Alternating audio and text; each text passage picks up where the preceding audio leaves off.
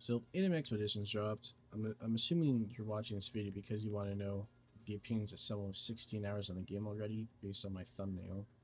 And I shall tell you. Also, don't worry about my guild. I did a vote with my friends and they decided on this. Pay no attention to it. I sincerely apologize if it offends you. That was not my decision. My friends voted on it. They're weird. Anywho, um, I would rate Anime Expeditions currently an 8 to a 7. The reason I say 8 is because it's very well polished. You can tell that a lot of care was put into how this releases. Oric is an amazing map builder, and I'm assuming he built all of this, all of the surroundings, the map, everything's amazingly detailed. The in-game maps are as beautiful too. The little flash arts don't do them justice, but they look exactly like this in-game. The units feel fun to play with. Traits are easy to get, believe it or not, and gems are easy too. Same with gold. What should be changed is the Ascension system. Now, I feel like it should be a lot easier to ascend your units, because as it currently stands, you need 3 duplicates of a singular unit for the first ascension, which is insane. 3 units currently with no really good way to grind gems that I can see is just absurd. It is something that needs to be changed, or if it's still there, it was probably fine-tuned during the months and months of testing. So it's either just there and it was an oversight, or it's just something that needs to be changed. Something that is also amazing that this game has are the unique unit quests where you can obtain the unit evolution. Usually you have to craft it using your essences, which are sprites in this game. But instead, you just need to do a little trial, and it's a skill test. If you suck at the game, you might not get the evolution. But if you're good at the game, you'll get the evolution. It's kind of like a toss-up on if you're good or not. Another thing that is amazing about this game is the fact that new player progression is insanely good, especially if beginner's path is permanent, which it is. As a new player, you'll get your hands, well, if you do the quest, you'll get your hands on the first farm unit, or gems, rerolls, your first relic, gems, rerolls, stats. Then you get your hands on beginner tickets. At 2, when you finish all, you get more beginner tickets. These beginner tickets are used on a banner that is gone because I used them already. It's called a beginner's banner, where all 8 mythical units on release are in there, and you can gamble to get one of them, which helps players progress throughout all of story. Regardless of the mythic, they're all good enough to carry you through all of the story.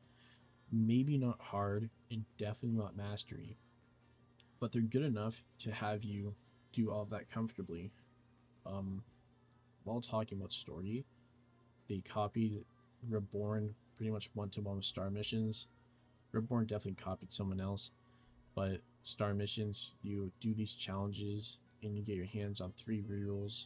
There are a total of 7 different, no, is it 5, 10, 12. There's 12 different themes, 5 rerolls per, that's 60. No, I'm dumb, that's 45. Is it? No, that's just 40. Yeah, 40. It's about 100 and it's about 200 reels, I think. I don't know. The previous math I did was 175. But that could be wrong. Let's just say it's more than 150 reels if you do all of the star challenges, which is really good, especially because the only other way to get stable rerolls is the gold shop, which you get 25 of every day, which needs gold. You need 125,000 gold for all the 25 trait crystals.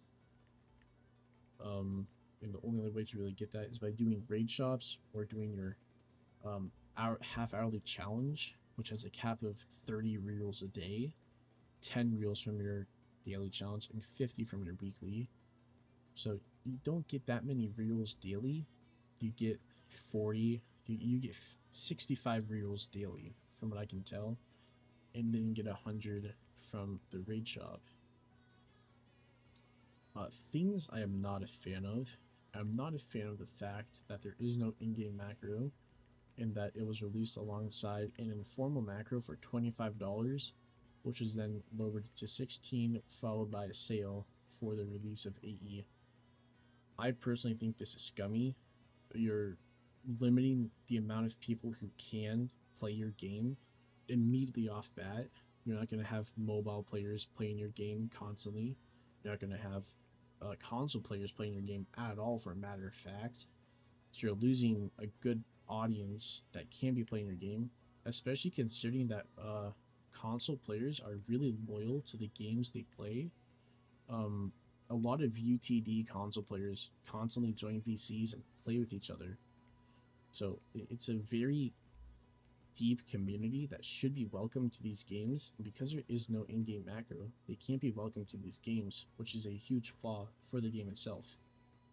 Not to mention people be upset that there is no in-game macro in the CCU, therefore the money earned will be less. But they don't need to worry about that because they have a very good strategy on making money, which is unit indicator color, which is really cool. I actually think that's really cool, the unit indicator colors. But let's go on to something I like a lot, which is the expedition game mode. In this expedition game mode, you can get currency to craft these drills, training grounds, gold mines, a shop, a research lab, and armory, alongside a quest board. It's a very unique game mode that gives you a lot of resources as long as you sustain the fuel it needs. Fuel is pretty easy to get, you just need to play a lot of the game mode to sustain it though. That's the only downside. It is a very fun game mode. I enjoy doing it. I did it for a tiny bit during my 16 hours. I'm not really too sure what else to talk about, really.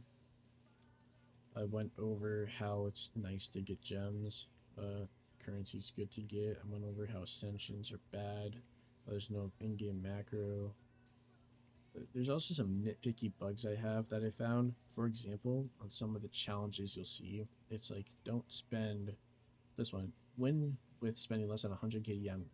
This doesn't track 100,000 yen, it's just 1/1. That's it.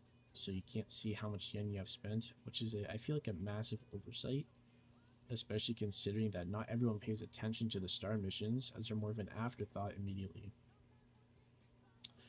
The relic system's amazing. Not too sure if I talked about that already, but I'll touch up on it really quickly again if I haven't. But the relic system, I feel like it's a more polished version of what UTD has. UTD has a system where you do every game mode, and every game mode has its own relic set, and the meta is just crit. But with this, you have to carefully plan out how your unit's going to be built. From what I can see, every unit is going to have the kunai. The kunai you get from school grounds. It gives 10% damage at max and -5 SP at max, which is insane. And then depending on the unit, you can pair it with something else, like a katana for physical damage, a magic book for magic damage. So you can just do a bunch of cool unit setups with that, alongside the unique unit equipment. But to sum up how I really feel about it, I think the game is really well polished. I do have some concerns, mainly with how updates will be after release and maybe the first 2 updates. Usually games on release have the first couple updates planned out. I know UTD had their Bleach update pretty much done on release, so they just had a free update to do, so they had 2 weeks of no work to just plan out future updates. But I'm worried about that, as a lot of the people on anime expeditions were from ALS. Granted, the owner is completely different, and the owner is not Brandon and Raito, so they should be doing fine. I'm just worried how they'll do under pressure to push out quality updates, as they had a lot of time to polish it. To sum up my final thoughts, the game is really well polished. It is missing a few core features that discriminate a large majority, well, a large minority of players, basically everyone but PC, leaving a lot of money wasted that they could earn in player count they could have. Currency is easy to get, but it's also difficult. The game itself is easy at the start, but also difficult too, funnily enough. Like challenges, weekly challenges are very difficult, but everything else is kind of light work, so it's easy to get into. There's just a few things I don't like. Yeah, those are my thoughts. If I have to say anything, try it out. AE is a new game, so you can't be behind anyone. Everyone else has the same amount of time, except if you got EA Plus and EA.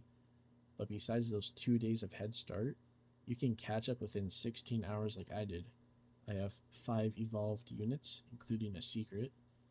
I have 5 meta units, which is all of the units I have evolved.